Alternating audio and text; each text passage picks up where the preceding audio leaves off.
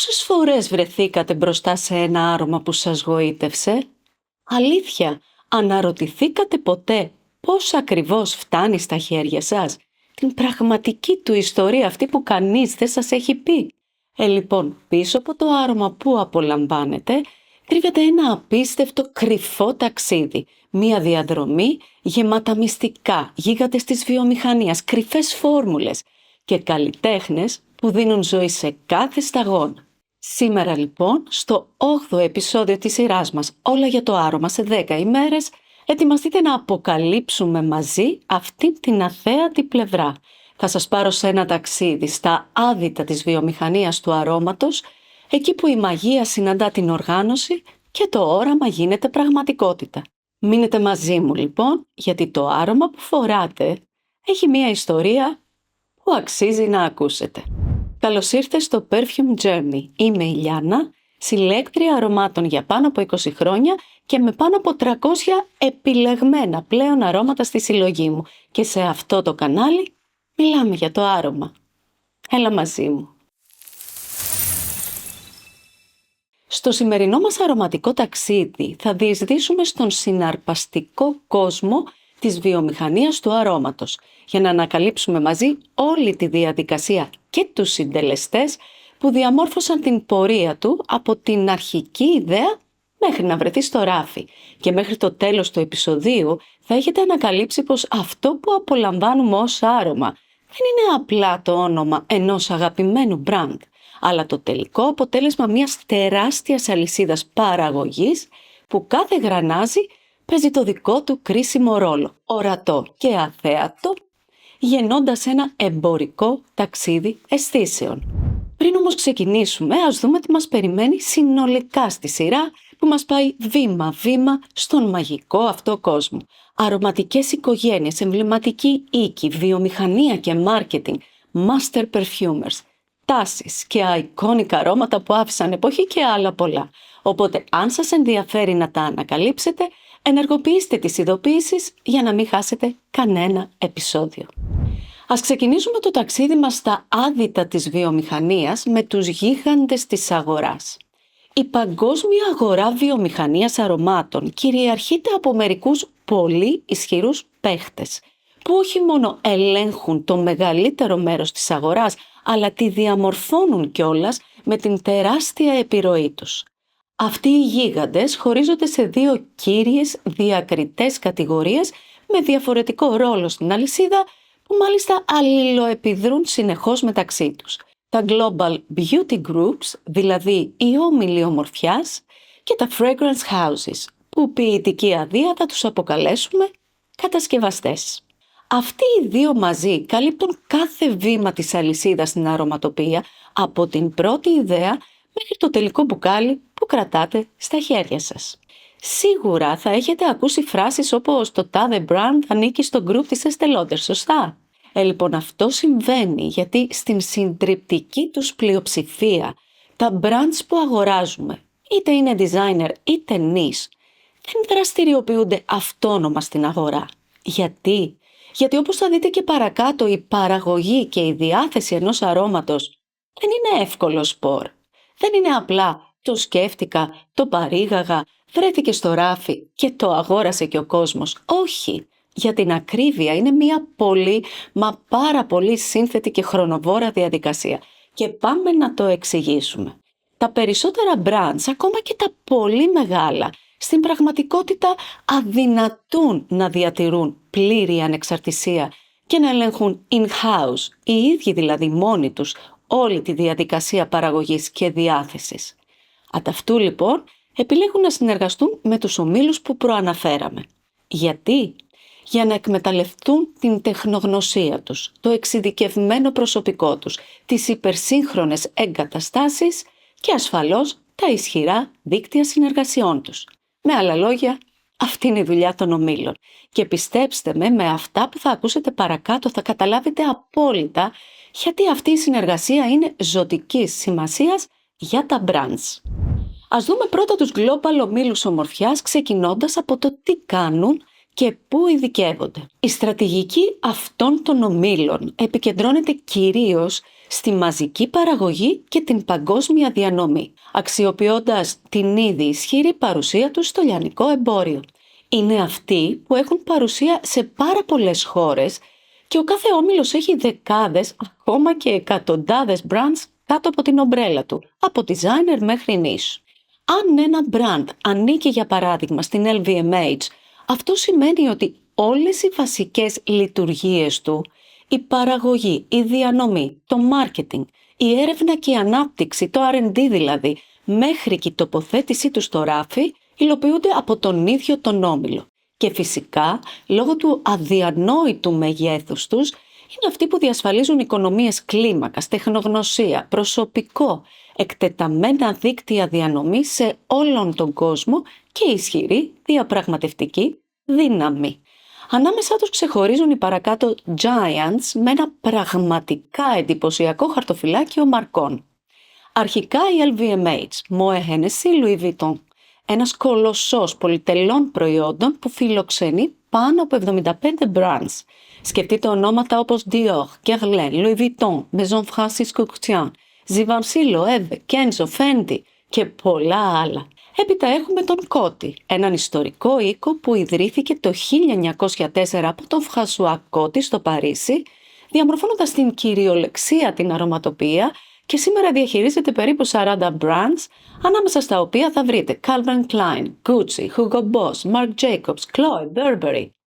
Η L'Oréal Group από την άλλη, ένας από τους μεγαλύτερους ομίλους καλλυντικών παγκοσμίως, διαθέτει ένα πανίσχυρο τμήμα αρωμάτων με εμβληματικά brands όπως Saint Laurent, Armani, Lancôme, Prada, Valentino, Mugler. Ακολουθεί η Estée Lauder Companies με brands όπως Estée Lauder, Clinique, Tom Ford, Jo Malone London, Le Labo, Kilian Paris, Frederic Malle. Η Puig, μια ισπανική εταιρεία με μακρά ιστορία στην αρωματοποιία και brands όπως Carolina Herrera, Jean Paul Gaultier, Nina Ricci, Byredo, Penhaligon's, L'Artisan Parfumeur, καθώς και αρώματα με άδεια χρήσης από σχεδιαστές όπως ο Christian Louboutin. Μάλιστα φέτος, το 2026, συζητιέται έντονα η συγχώνευση της Estée Lauder με την Puig και αν αυτό συμβεί, μιλάμε για έναν υπερπαίχτη στην αγορά απίστευτης χρηματιστηριακής αξίας. Και τέλος, δεν ξεχνάμε τη Revlon, που διαχειρίζεται celebrity brands όπως της Mariah Carey, της Britney Spears και της Elizabeth Taylor. Αυτοί οι κολοσσοί λοιπόν φέρουν την ευθύνη όλης της διαχείρισης από την παραγωγή των αγαπημένων μας αρωμάτων μέχρι την τελική τους τοποθέτηση στο ράφι. Αυτό βέβαια δεν σημαίνει πως το brand παραμένει πλήρως αμέτωχο, άλλωστε φέρει το όνομά του. Συνεπώς το brand εξακολουθεί να διατηρεί την ταυτότητα και την τοποθέτησή του στην αγορά.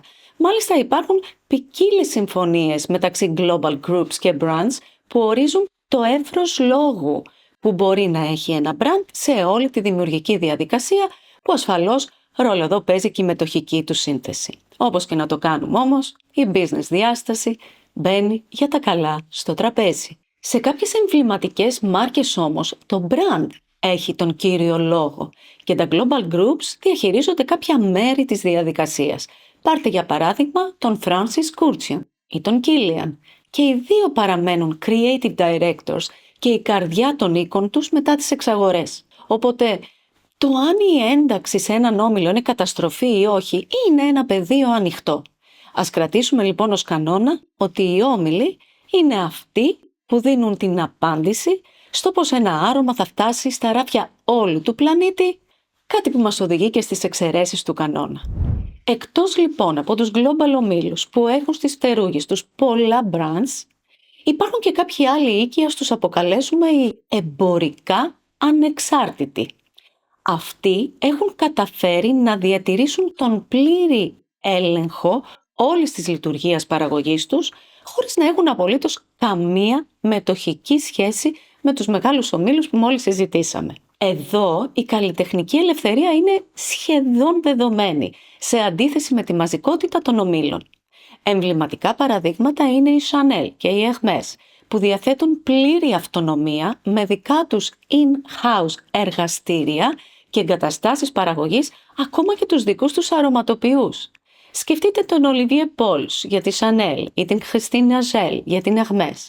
Ελέγχουν κάθε στάδιο από την έρευνα μέχρι την διανομή, διασφαλίζοντας έτσι απόλυτα τη συνέπεια στην ποιότητα και την αισθητική τους. Βέβαια αυτό το μοντέλο είναι πραγματικά σπάνιο λόγω του τεράστιου κόστους και της πολυπλοκότητας που συνεπάγεται, οπότε οι πλήρως αυτόνομοι είναι και ελάχιστοι. Εν μέρει αυτό το μοντέλο το ακολουθούν και ο οίκος Dior με in-house perfumer τον Francis Kurkdjian, αλλά και ο Guerlain με όνομα βαρύ σαν ιστορία και με τις δικές του καλλιέργειες, παρόλο που και οι δύο ανήκουν στην LVMH. Εδώ λοιπόν βλέπετε και αυτό που αναφέραμε παραπάνω, ότι δεν υπάρχει ένας κανόνας για όλους. Στους ανεξάρτητους όμως ανήκουν και άλλοι οίκοι με παγκόσμια αναγνώριση, όπως ο Rosa Parfum, που εστιάζει σε νέες δημιουργίες με έμφαση στην πολυτέλεια, την υψηλή ποιότητα και την μοναδικότητα. Επίσης ονόματα όπως Amouage, Tower Parfum και πολλοί άλλοι. Η ουσιαστική διαφοροποίηση πάντως των ανεξάρτητων brands από τους μεγάλους ομίλους, όπως προαναφέραμε, βρίσκεται στον πλήρη έλεγχο της δημιουργίας και της σωσφριτικής ταυτότητας του brand. Έτσι ξεχωρίζουν προσφέροντας αρώματα που διαφέρουν αισθητά από τη μαζική εμπορική προσέγγιση με τον μοναδικό τους χαρακτήρα.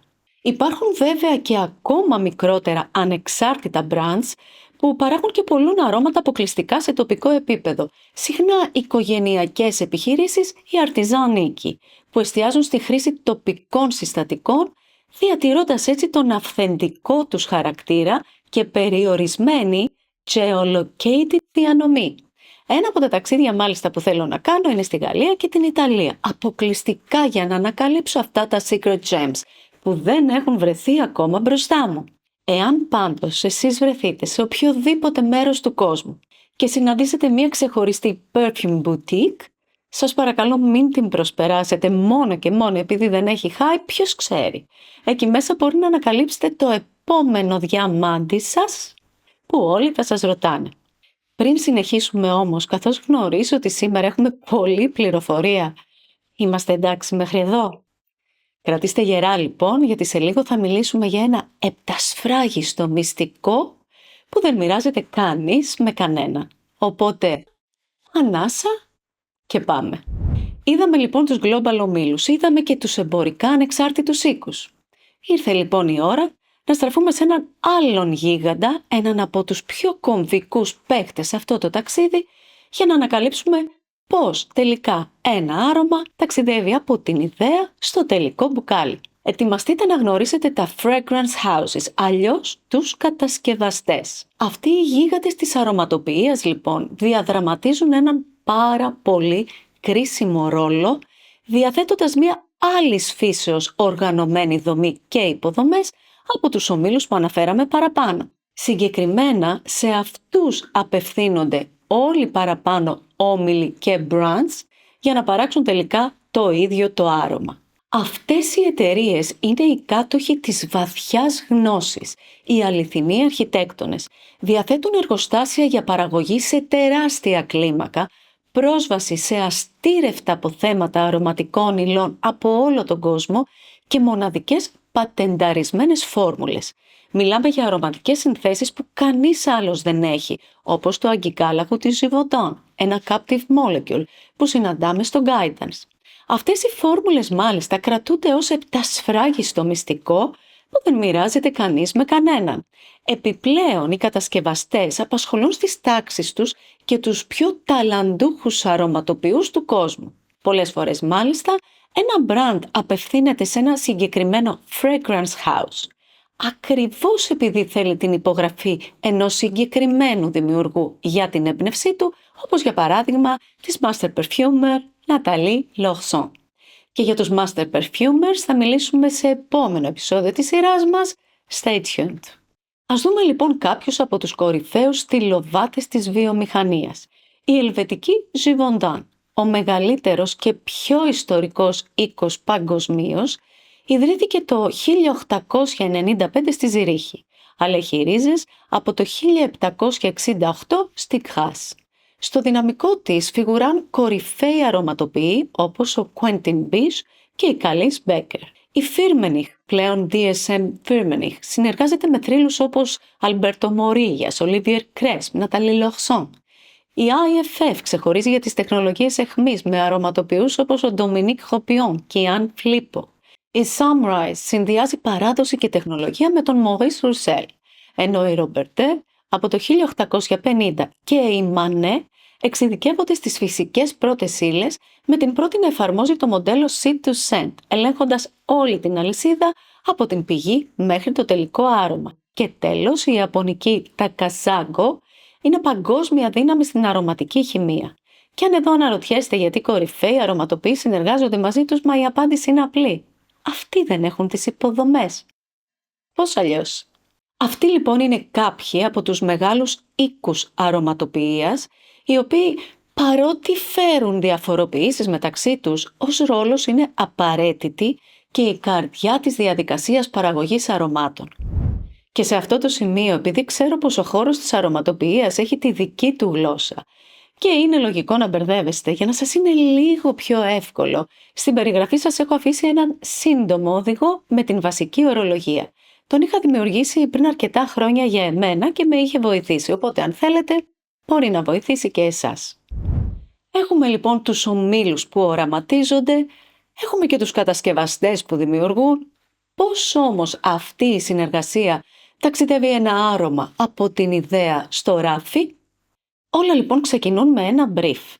Το brand που θέλει να δημιουργήσει ένα νέο άρωμα απευθύνεται σε ένα fragrance house παρέχοντας ένα έγγραφο που περιγράφει το όραμά του, το κοινό, ηλικία, φύλο, lifestyle, το concept, την ιστορία, το συναίσθημα που επιθυμεί να προκαλέσει, την οσφρητική κατεύθυνση, είναι floral, amber, ξυλώδες, το όνομα, εάν το έχει, τον προϋπολογισμό και το χρονοδιάγραμμα. Στη συνέχεια, το Perfume House, λαμβάνοντας υπόψη το brief και την εξειδίκευση των αρωματοποιών του, προτείνει τον κατάλληλο perfumer και η δημιουργία ξεκινά. Ο αρωματοποιός αρχίζει να συνθέτει φόρμουλες με εκατοντάδες συστατικά σε ακριβείς αναλογίες και μαζί με την ομάδα του δημιουργεί πολλαπλές εκδοχές μέχρι να φτάσει στο δικό του επιθυμητό αποτέλεσμα. Αυτές αξιολογούνται συνεχώς από το brand και το fragrance house.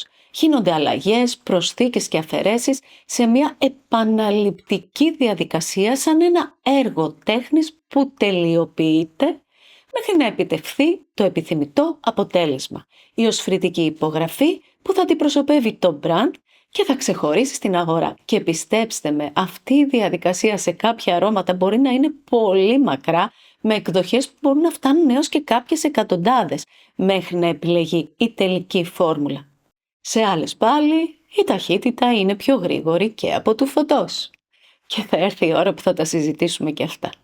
Μόλις το άρωμα λοιπόν λάβει την τελική έγκριση, ξεκινάει η διαδρομή του προς την κυκλοφορία, από το εργαστήριο στο ράφι. Αρχικά μπαίνει μπρος η διαδικασία παραγωγής σε μεγάλη κλίμακα στα εργοστάσια του Fragrance House. Ακολουθεί η εμφιάλωση, η συσκευασία με το ελκυστικό design που έχει επιλέξει το brand και η προετοιμασία για τη διανομή σε όλον τον κόσμο. Εδώ αναλαμβάνει το marketing, όπου το brand ή το group χτίζει τη συναρπαστική ιστορία γύρω από το άρωμα, σχεδιάζει την εικόνα του, την κοστολόγηση, την τοποθέτηση του στο ράφι. Θα είναι σε επιλεγμένα πολυκαταστήματα ή σε perfume boutiques και φυσικά την προώθησή του. Όλα αυτά είναι απαραίτητα για να γεννήσει την επιθυμία γι' αυτό, διαφοροποιώντας το και εδραιώνοντας τη θέση του στην αγορά. Έτσι ένα άρωμα που γεννιέται από μια αρχική ανάγκη ή το όραμα ενός brand περνά από τα έμπειρα χέρια των αρωματοποιών και μέσω μιας περίπλοκης διαδικασίας παραγωγής, marketing και διανομής καταλήγει στα ράφια των καταστημάτων. Έτοιμο να γίνει μια επιθυμία για εκατομμύρια ανθρώπους. Την επόμενη φορά λοιπόν που θα επιλέξετε ένα άρωμα, θυμηθείτε το πολύπλοκο ταξίδι που έχει διανύσει, γιατί πλέον εσείς γνωρίζετε. Αυτό που κρατάτε στα χέρια σας, αυτό το μαγικό μπουκάλι, είναι η κορύφωση ενός ολόκληρου κόσμου. Η ζωντανή μαρτυρία μιας ολόκληρης βιομηχανίας με αμέτρητα γρανάζια που δουλεύουν αθόρυβα και αρμονικά, όλα συνδεδεμένα με έναν κοινό σκοπό. να δημιουργήσουν μία νέα, μοναδική οσφρητική ιστορία που αγγίζει τις αισθήσεις. Και αυτό είναι το ένα πράγμα που θα ήθελα να κρατήσετε σήμερα. Ή τουλάχιστον αυτό προσπάθησα να σας αποκαλύψω, ρωτώντας βαθιά στα άδυτα της βιομηχανίας. Και αν το κατάφερα και νιώσατε ότι μάθατε κάτι καινούριο σήμερα, θα χαιρόμουν πολύ αν μου το δείχνατε με ένα like, ένα σχόλιο ή αν κάνατε εγγραφή στο κανάλι μου για να μην χάσετε κανένα από τα επόμενα συναρπαστικά μας ταξίδια. Σας ευχαριστώ πολύ που επιλέξατε να ταξιδέψετε σήμερα μαζί μου και για μία ακόμη φορά respect που σε ένα τόσο κόμπλεξ επεισόδιο μείνατε μέχρι το τέλος. Το επόμενό μας ταξίδι σας υπόσχομαι ότι θα είναι ένα ποίημα, γιατί θα ανεβάσουμε στο βάθρο την ίδια την καρδιά της δημιουργίας, τον αρωματοποιό. Αυτόν τον αόρατο καλλιτέχνη, τον οραματιστή, που μάλιστα μέχρι πρόσφατα τον έκρυβαν. Και εδώ σας δίνω ένα spoiler. Περιμένω με χαρά να σας ξαναδώ λοιπόν. Μέχρι τότε πειραματιστείτε, ανακαλύψτε και αφήστε το άρωμα να σας ταξιδέψει. Γεια σας.